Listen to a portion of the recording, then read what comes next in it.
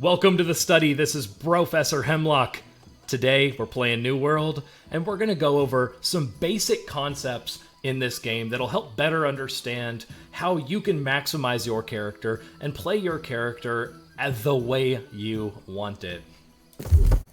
Jumping in, we're first going to look at attributes.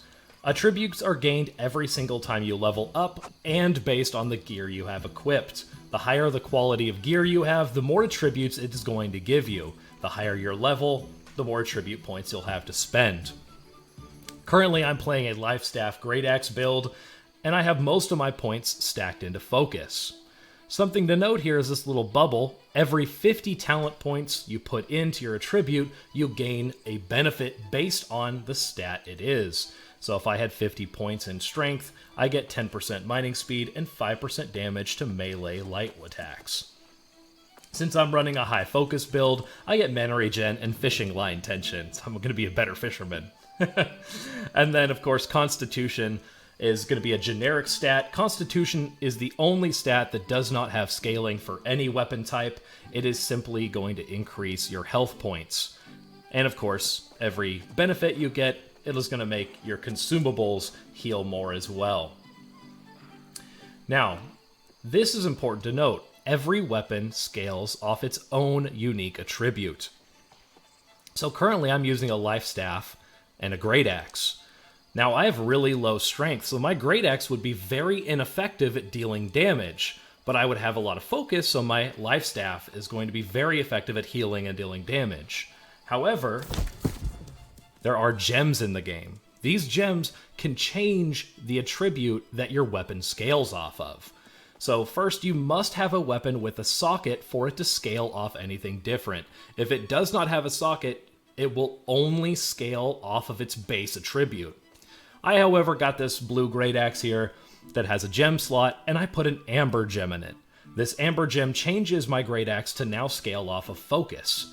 Since I have all of my primary points into focus, so my Lifestaff heals more and does more damage, I now also have my Great Axe scaling off of focus as well. So now all the damaging abilities of my Great Axe will scale off focus, and I don't have to worry about allocating mixed talent points, or attribute points in this case. This kind of leads us directly into the next category of armor weights. So every armor has a different weight value. When you look on the armor, you can see that weighted point there. So this helm I have is a light helm that has a 1.9 weight.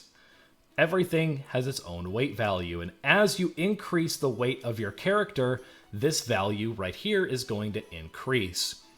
Now this is going to be the classification of armor type you're using.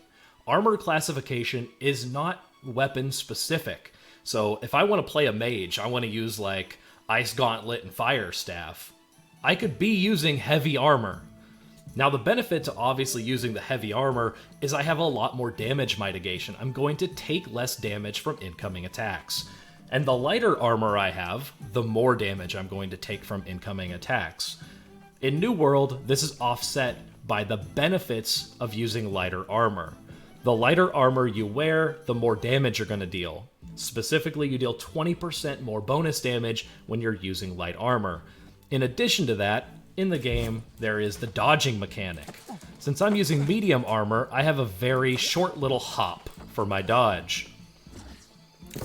Because I have that little short hop, I'm not going to get as much distance covered when I'm dodging away from an enemy attack. If I were wearing light armor and I dodge rolled, I would roll much further away and be able to evade my enemies longer in that light armor.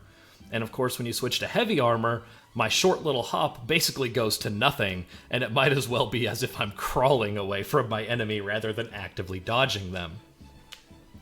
Medium armor, you still do gain a 10% damage bonus, but once you switch to medium armor and heavy armor, you also have a drawback. That drawback is you take crowd controlling effects 10%, and for heavy armor, 20% more. So say a knockdown or stagger effect occurs. Stagger is when your stamina gets busted, or when an enemy knocks you down with a spear throw. I'm going to take that effect 20% or 10% longer.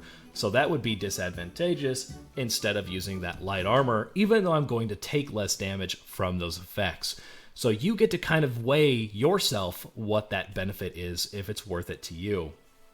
Something else to note here is these are specific breakpoints. You do not have to be wearing all light armor to be in the light armor category.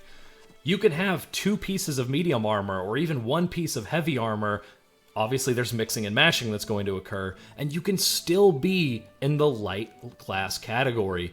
Now, obviously, that's how you want to do it, right?